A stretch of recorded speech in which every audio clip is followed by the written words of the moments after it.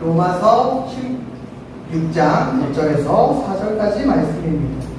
로마서 16장 1절에서 4절까지 말씀.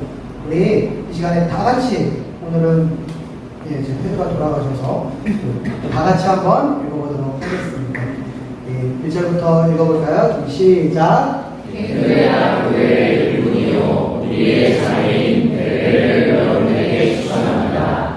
여러분은 성도의 합당한 예절로 주님 안에서 그를 영접하고 그가 여러분에게 어떤 도움을 원하는지 도와주시기 바랍니다. 그는 많은 사람을 도와주었고 나도 그에게 신세를 남기셨습니다. 그리스도 예수 안에서 나의 동역자인 그리스도와 아리아에게 나눠 주십시오. 그들은 생명의 위험을 무릅쓰고 내 목숨을 내주는 사람입니다. 나뿐만 아니라 이방 사람의 모든 교회도 그들에게 감사하고 있습니다. 아멘. 패드에는 소망이 없네요. 자, 그냥 하면은 짧아질 수 있기를 기도해 주시기 바랍니다.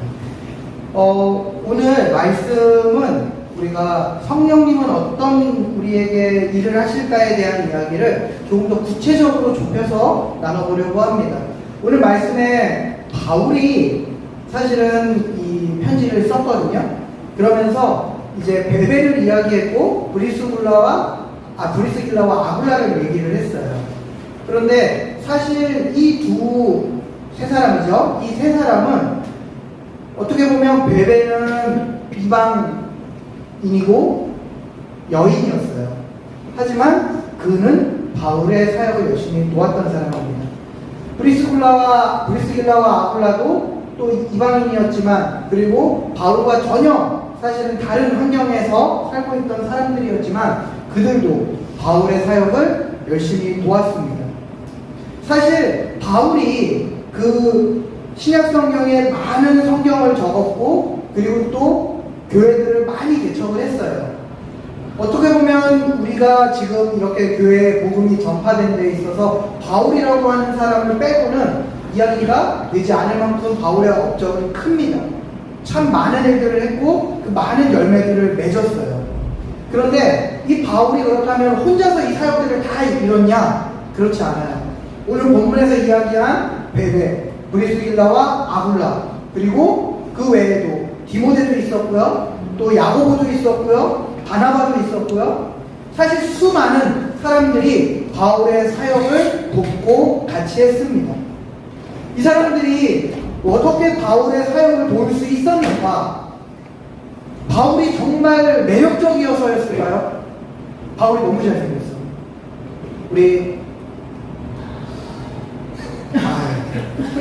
그래요? 너무 잘생겼어. 그리고 아니면 바울이 정말 부자라서 바울의 사역을 도우면 내 삶의 모든 것이 다 바뀔 것 같아서, 그래, 나 바울 저 사람한테 내가 투자한다 라고 생각하고 사람들이 그의 사역을 도왔을까요?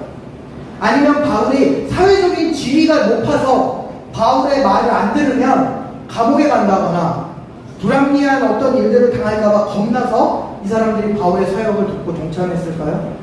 그렇지 않아요. 사실 이들이 바울의 사역을 돕고 동참했던 것은 엄밀히 얘기하면 그 사람이 바울이었기 때문이 아닙니다.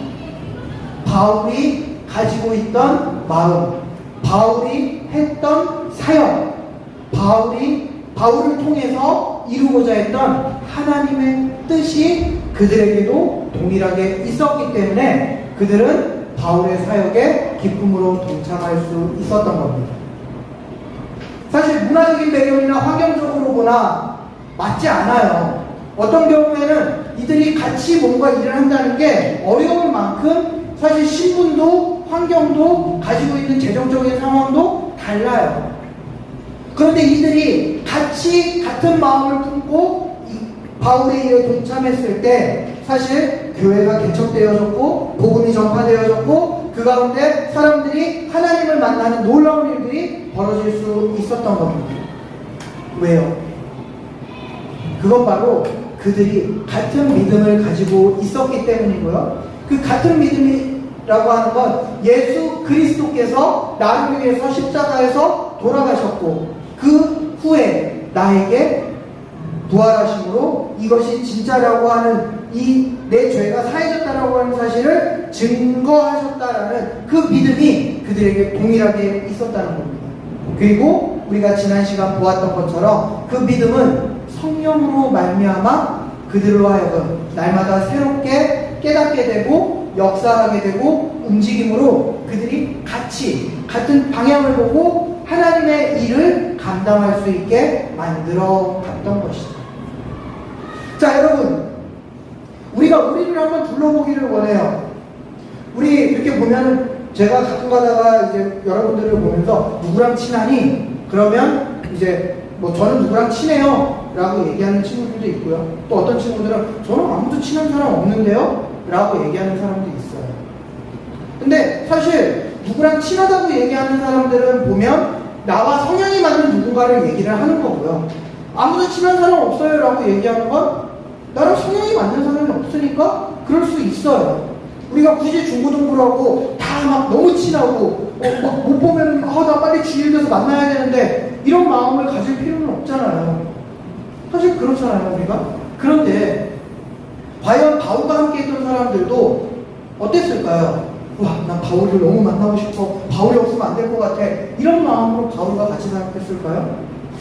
아닐 수도 있어요. 아, 바울이 나랑 말하는 말투나 성향은 조금 맞지 않는데, 아, 나 바울이 가끔 가다가 사역하면서 나랑 친한 척하는 게 좀 불편한데, 아, 바울이 생각보다 머리도 많이 까져가지고 옆에 있으면 대머리 옮을 것 같은데? 그럴 수도 있어요. 그런데 그럼에도 불구하고 그들이 어땠냐? 그들 각자 안에 있는 성령이 주시는 마음으로 나에게 오늘 하느님이 무엇을 하게 하실까를 기대하며 세우신 자리에서 같이 걸어가다 보니까 어떻게 됐죠? 바울이 하고 있는 그 사역에 같이 힘을 모을 수 있게 된 거예요. 우리도 마찬가지입니다, 여러분. 우리가 인간적으로 막 친한 거, 너무 가까워서 막 죽고 못 사는 거, 저는 오히려 그게 더 안 좋다고 생각해요. 왜요? 그렇게 친하잖아요? 사람 대 사람도 너무 친하면 어떤 부작용이 생기느냐? 새로운 사람들이 공동체에 못 들어와요. 맨날 모이면 자기들끼리 좋은 얘기하고요. 맨날 모이면 자기들 옛날 추억 얘기합니다. 제가 우리 중고등부 그 임원단 첫 번째 모임에서 상처를 받았어요. 왜요? 저는 임원단이 정재영 전도사랑 예전에 뭘 했는지 몰라요. 제가 친구들을 개인적으로 몇 명을 용기 내서, 저 되게 소심한 사람이거든요. 근데 어색함을 뚫고 겨우겨우 만나자 그래서 친구들이 허락해줘서 만났는데 하는 얘기가 정재영 전도사님은 저랑 게임 많이 해줬어요. 뭐 어쩌라고. 나 게임 못하는데. 게임 좋아는 하는데 내가 솔직히 정재영보다는 잘하지만 내가 정재영이 했다고 해서 그걸 하기 싫은데 어쩌라고. 근데 돌아서 생각해보니까 그래서 내가 어떻게 해야 되는 거야. 자, 여러분, 이게 뭐죠? 사실 인간적인 친구를 얘기하고 인간적인 관계를 얘기하고 경험을 얘기하면 오히려 그것으로 맺어진 공동체는 누군가가 어렵게 다가갔다고 상처를 주고요. 어떨 때는 그것 때문에 오히려 새로운 사람이 들어오지 못하고 거기에서 문제가 생기고 깨져요. 그러면 우리가 어떻게 해야 되느냐? 간단해요. 우리가 인간적으로 친한 게 아니라 우리가 같은 방향을 바라보고 같은 목표를 보면서 같이 달려가면 돼요. 같은 마음으로. 저는 그 마음이 우리가 예수 그리스도의 그 우리를 향한 마음이라고 생각을 해요. 제가 전에 우리 야외 때 잠깐 설교를 했었지만 하나님이 우리를 사랑하시는 그 마음과 내가 동일하게 받았던 은혜를 생각하면 어떻죠? 나를 용납하고 내가 소중한 만큼 다른 사람도 소중하게 생각하는 것. 그리고 그것을 다른 누군가도 알았으면 하는 마음. 사실 그걸 위해서 예수님이 돌아가셨잖아요. 우리 안에 그 마음이 있으면 우리가 굳이 막 맨날 모여서 PC방 같이 가고 몰래 모여가지고 놀러 다니고, 제가 구체적인 장소들은 얘기 안 하고, 나 스포일러 할 뻔했다. 그렇지? 부모님들 보는데, 그렇지? 뭐 그렇게 하는 것들을 우리가 안 하더라도 그저 중고등부에 같이 있고 우리 교회에 같이 있다는 것만으로도 우리는 가족입니다. 하나가 될 수 있어요. 그 마음을 누가 주시느냐? 바로 성령이 주십니다. 날마다 말씀 안에서 나를 향한 예수 그리스도의 마음을 확인하게 하시고 날마다 말씀 안에서 나를 향한 그리고 우리 교회를 통한 하나님의 비전을 발견하게 하실 때 우리가 같이 걸어가는 거예요. 때로는 나와 맞지 않아도 때로는 나와 생각이 달라도 때로는 나와 같은 경험을 하지 못했어도 우리가 같이 걸어갈 수 있는 이유, 그건 바로 우리 안에 한 성령이 있기 때문입니다. 바울의 사역은 그렇게 같은 성령 안에서 같은 마음으로 같은 믿음을 가진 사람들이 동참했기 때문에 온전히 이루어질 수 있었던 겁니다. 그렇기 때문에 교회들이 확 성장했고 교회들이 세워졌으며 그 안에서 말씀으로 사람들이 자라날 수 있었고 심지어 이방인이라고 할지라도 교회 안에서 오히려 더 많은 이들을 품고 그들이 새로운 열매들을 맺기 위해 기꺼이 헌신할 수 있었던 것이죠.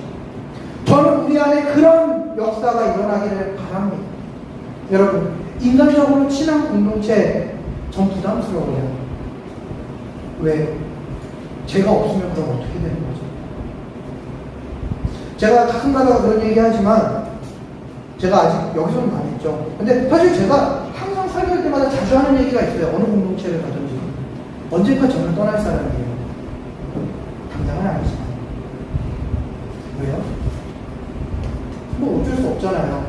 제가 여기서 끝까지 여러분이 정말 나이 먹어서 집사가 되고 할 때까지 저는 이 교회에서 계속 중고등부를 지키면서 내가 여기를 버티겠습니다. 이게 오히려 거짓말이죠. 그럼 제가 언젠가 떠나면, 그리고 여러분들이 친밀하게 지냈던 어떤 친구들이 어느 날 유학을 가게 되고 또 회사에 들어갔는데 그 회사가 그 사람을 너무 귀하게 생각해서 저기 외국 지사에 사장으로 좀 보내야 됩니다 하고 떠났어요. 그러면 그 사람들이 없을 때 나는 이 교회를 어떻게 있어야 돼요? 아무도 없고 나를 반기는 사람도 없고 이 교회가 아니었나 보다. 그 새로운 교회를 떠날 건가요? 아니요. 하나님께서는 분명한 목적을 가지고 우리를 이 교회로 오게 하셨습니다. 그게 우리의 눈에는 우연해지지만 하나님께서는 나의 필요와 교회의 필요와 우리 가정의 필요와 모든 것들 가운데 협력하여 선을 이루기 위해서 우리를 이곳으로 부르셨습니다. 제가 예전에 어떤 청년들, 정확히는 목사님들, 아들, 딸들을 모아놓고 설교하는 그 자리에서 어떤 목사님이 설교하는 것들을 들었어요. 근데 그 목사님이 뭐라고 얘기하셨냐면, 여러분 엄마 아빠가 목사고 사모라서 여러분들이 되게 억울하죠. 하지만 그렇지 않아요. 왜요?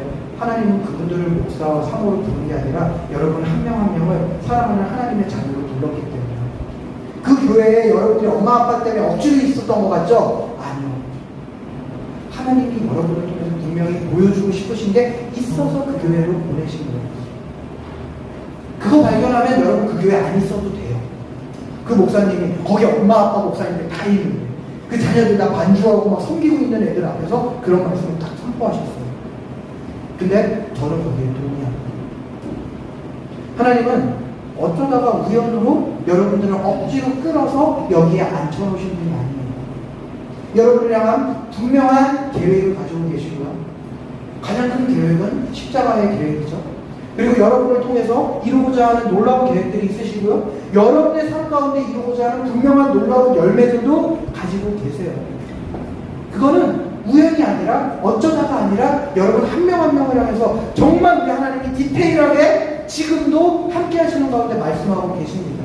그런데 우리가 그걸 알으려면 어떻게 해야 되죠? 오늘도 우리에게 깨닫게 하시는 성령님의 그 도우심 가운데 내가 주님을 다시 만나야 되는 거죠.